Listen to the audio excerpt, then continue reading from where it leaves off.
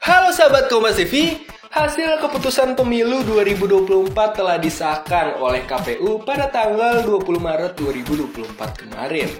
Prabowo Gibran dinyatakan secara sah menjadi presiden dan wakil presiden pada periode 2024 hingga 2029 mendatang. Seperti yang kita tahu, bahwa Prabowo Gibran mengkampanyekan secara terbuka program makan siang dan susu gratis kepada anak-anak dan ibu hamil. Namun, bagaimana ya kira-kira penerapan program makan siang dan susu gratis ini nantinya? Serta seperti apa jika kita membandingkan dengan negara lain yang memiliki program serupa? Mari kita bahas.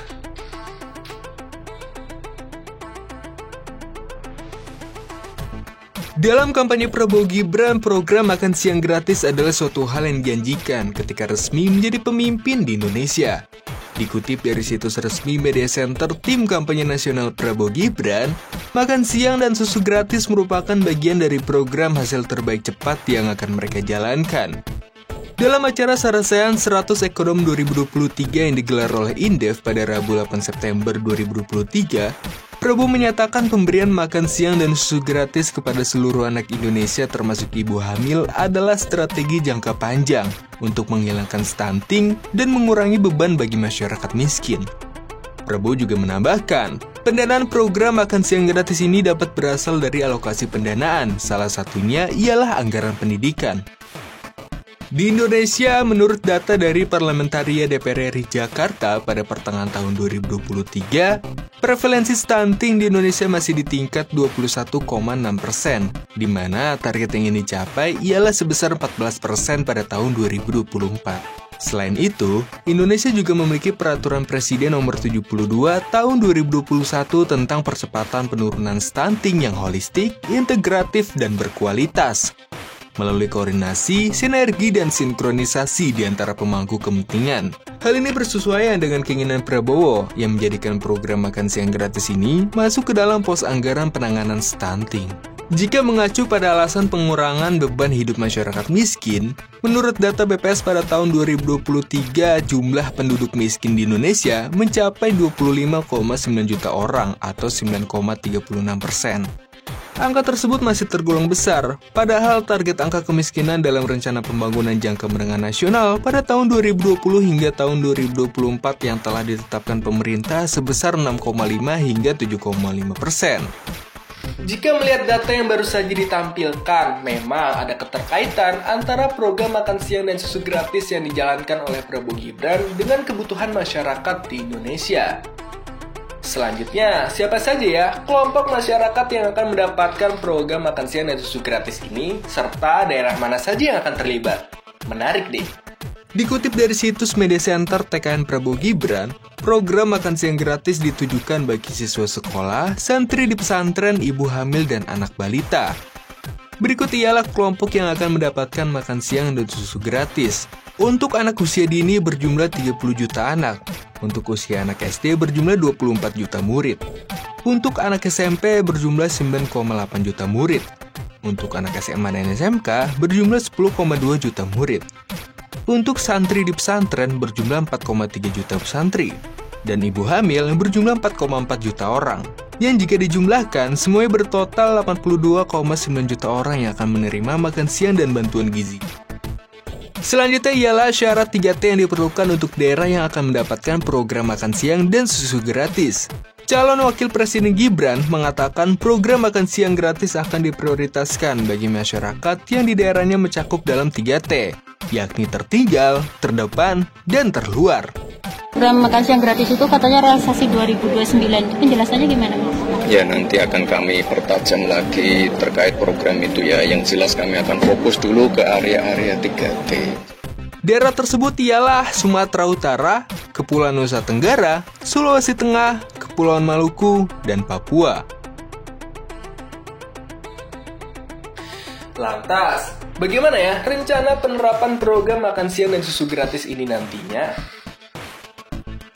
Menurut juru bicara Tim Kampanye Nasional Prabowo Gibran, Dede Prayudi, dalam penerapannya di lapangan nantinya pihak dari Prabowo Gibran akan menunjuk konsorsium yang terdiri dari 2 kementerian untuk memimpin, menjalankan, dan mengelola program yang direncanakan. Dua kementerian itu adalah Kementerian Pendidikan yang bertanggung jawab untuk menyalurkan benefit dari pemerintah, dan kedua ialah Kementerian Kesehatan yang bertugas untuk memastikan gizi. Anggaran yang digelontorkan untuk menerapkan program makan siang dan susu gratis ini tentu tidak dapat dikatakan kecil. Menurut Menteri Koordinator Bidang Perekonomian Airlangga Hartarto, dibutuhkan dana sebesar Rp15.000 untuk per satu anak. Hal itu belum dikalikan dengan program pembagian susu gratis nantinya. Menurut tim pakar Prabowo Gibran, dibutuhkan dana sebesar Rp450 triliun untuk per 1 tahun. Menurut dokumen visi misi Prabowo Gibran, program ini akan dijalankan secara bertahap dan akan baru maksimal 100% pada tahun 2029 mendatang.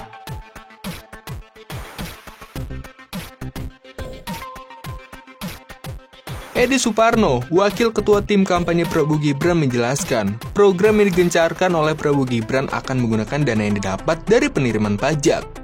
Pihaknya akan meningkatkan rasio perpajakan atau persentase penerimaan pajak terhadap produk domestik bruto seperti negara berkembang lainnya. Edi menuturkan, ekstensifikasi pajak dilakukan. Hal ini dikarenakan dari 140 juta tenaga kerja yang ada, hanya 30% saja yang memiliki NPWP. Karena 70% lainnya adalah pekerja informal. Hal itulah yang perlu diperluas dalam meningkatkan rasio pajak. Dan dia memastikan, peningkatan rasio pajak bukan dengan menaikkan tarif pajak bagi masyarakat. Ia juga menambahkan, sumber pembiayaan lainnya dari program ini adalah berasal dari pengurangan subsidi bahan bakar BBM. Yang dimana, nantinya subsidi bahan bakar ini akan dikaji ulang melalui evaluasi siapa yang berhak dan tidaknya untuk menerima subsidi bahan bakar. Dari hal tersebut, maka biaya yang dikeluarkan dalam mensuplai subsidi bahan bakar dapat lebih berkurang. Tapi kira-kira Indonesia pernah nggak ya menerapkan program makan gratis ini di era sebelumnya? Kita cari tahu yuk! Di zaman Orde Baru, tepatnya pada tahun 1998, program makan gratis pernah dilakukan oleh Menteri Sosial Siti Hardianti Rukmana, atau biasa dipanggil Mbak Tutut. Kebijakan yang dilakukan oleh Menteri Sosial pada kala itu guna menanggulangi dampak sosial krisis moneter, yang dimana sasaran utamanya kepada warga yang terkena pemutusan hubungan kerja atau PHK. Dalam penerapannya, Mbak Tutut akan memberikan kupon gratis kepada setiap warteg yang pada saat itu sudah ditunjuk untuk ikut berpartisipasi dalam program makan gratis ini.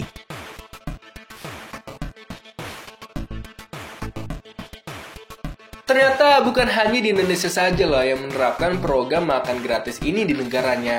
Terdapat negara-negara lainnya yang pernah dan bahkan berhasil dalam menerapkan program makan gratis ini kepada masyarakatnya. Kira-kira negara mana saja itu? Beberapa negara maju dan berkembang yang sudah menerapkan program makan gratis ini ialah pertama dari India. Sejak tahun 1995, India telah menerapkan program makan siang gratis untuk 125 juta anak berusia 6-14 tahun. Kementerian Pendidikan India memberikan panduan nutrisi per porsi untuk makan siang gratis sejumlah 100 gram beras atau gandum, 20 gram kacang-kacangan, 50 gram sayuran, garam, dan lemak.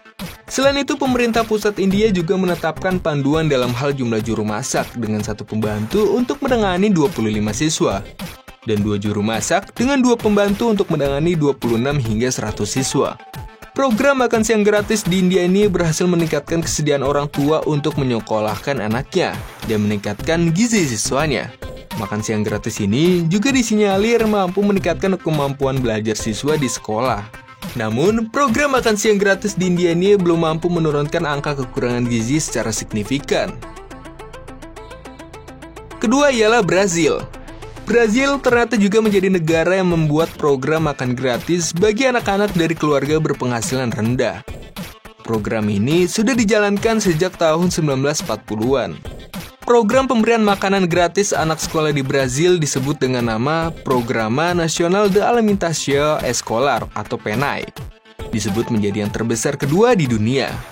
Yang dimana pada tahun 2009 mereka berhasil memenuhi kebutuhan kepada 40 juta anak sekolah yang ada.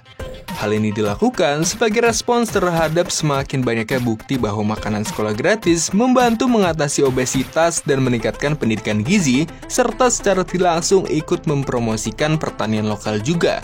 PENAI mampu memberikan lebih dari 160.000 sekolah dari 5.570 kota yang ada di Brazil. Berdasarkan hal tersebut, sekitar 50 juta makanan setiap hari diberikan kepada anak sekolah di Brazil. Program ini juga telah direncanakan oleh lebih dari 8.000 ahli gizi dan dipantau oleh 80.000 anggota Dewan Makanan Sekolah. Dalam praktiknya di lapangan, makanan yang disajikan kepada anak sekolah di Brazil disyaratkan minimal 30% bersumber dari peternakan keluarga lokal dari kota sekolah asal mereka. Dengan hal tersebut, program makan gratis tidak hanya mensejahterakan anak sekolah, melainkan juga sektor peternakan dan pertanian di sana. Pengelolaan makanan yang dilakukan oleh program makan gratis bagi anak sekolah di Brazil juga memiliki panduan dalam hal nutrisi. Program ini menawarkan makanan yang beragam dan kaya nutrisi serta mengurangi produk olahan yang berkalori tinggi. Menu yang disajikan harus mempertimbangkan kebiasaan makanan daerah, keragaman budaya, dan pantangan makanan siswa. Jenis umum makanan yang diberikan seperti buah-buahan, sayuran dan biji-bijian, serta protein tanpa lemak menjadi acuannya. Sebagai bentuk komitmen dan keseriusan pemerintah Brazil dalam mengupayakan program makan gratis bagi anak sekolah di negaranya, pendanaan program makan gratis bagi anak sekolah di Brazil 100% datang dari pemerintah tanpa ada dana tambahan dari pihak lainnya. Pemerintah Brazil mengeluarkan dana sekitar 872,6 juta US dollar. Dilansir dari Global Child Nutrition Foundation, pendanaan PENAI tahun 2020 datang dari Kementerian Pendidikan, Sekretariat Pendidikan Negara Bagian, dan Sekretariat Pendidikan Kota. Efek dari program yang dijalankan oleh Brazil ini tidak hanya menciptakan anak yang termenuhi gizinya, namun juga berhasil membuka lebih dari 200.000 lapangan pekerjaan yang tercipta. Ketiga ialah negara Estonia. Di negara ini, semua anak sekolah dasar dan menengah telah menerima makanan sekolah gratis sejak tahun 2002. Hal ini guna memastikan agar setiap sekolah negeri menerima satu makanan hangat dalam setiap hari. Menurut data dari SEI atau Stockholm Environment Institute, makan siang sekolah nasional di Estonia mengeluarkan dana sejumlah sebagai berikut. Pendanaan yang dilakukan oleh Estonia dalam menerapkan program makan gratis bagi anak sekolah dialokasikan bersumber dari pemerintah sebesar 71%, dan dari sumbangan internasional sebesar 29%. Keempat ada di negara Finlandia. Kebijakan memberi makan gratis di negara ini sudah diusung sejak tahun 1943. Finlandia menjadi negara pertama di dunia yang menyajikan makan siang sekolah yang sehat dan gratis kepada siswanya. Hingga 80 tahun kemudian, lebih dari 900.000 siswa di usia 6-16 tahun masih menikmati makanan sekolah makanan gratis dari sekolahnya. Kementerian Sosial dan Kesehatan serta Institut Kesehatan dan Kesejahteraan Nasional bersama dengan Badan Pendidikan Nasional Finlandia mengawasi pemantauan nasional terhadap program dan kandungan nutrisi dalam makanan serta kesejahteraan umum di sekolah. Di Finlandia, makanan sekolah masuk ke dalam kurikulum inti nasional untuk pendidikan dasar dan prasekolah dasar, serta dipandang sebagai alat holistik untuk memberikan pendidikan pangan dan gizi kepada siswanya. Kelima ialah Amerika Serikat. Selama pandemi COVID-19, sekolah-sekolah di Amerika Serikat menyediakan makanan sekolah gratis kepada semua siswanya. Walaupun pada saat ini dukungan nasional telah berakhir. Pada tahun 2020, ketika seluruh sekolah di Amerika ditutup untuk memperlambat penyebaran COVID-19, Parlemen di Amerika memutuskan untuk membayar makan siang gratis untuk setiap sekolah negeri yang ada setiap hari. Dampak dari pembiayaan ini adalah para orang tua yang sebagian besar mengalami PHK, sakit, dan meninggal tidak perlu mengkhawatirkan biaya makan siang untuk anak-anaknya. Yang diketahui, biaya makan siang untuk anak pelajar di Amerika berkisar $2,50 per makan, atau sekitar 50% per bulannya untuk setiap anak. Dalam penerapannya, para anak-anak dapat mengambil makan siang gratis di sekolahnya atau diantar dengan bus sekolah yang disediakan.